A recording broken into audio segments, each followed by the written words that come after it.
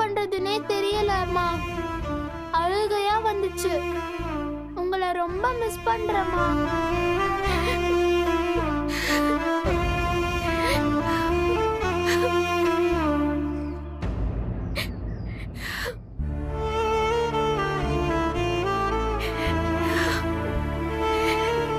எல்லாம் என் நேருண்டா குட்டி. பிறந்ததுல இருந்தே நான் ஒரு அன்லக்கி. எனக்கு கிடைக்கிற எல்லா உறவையும் நான் ரொம்ப ஈஸியா இழந்துருவேன். அந்த மாதிரி தாண்டா உன் உறவையும் நான் இழந்துட்டேன்.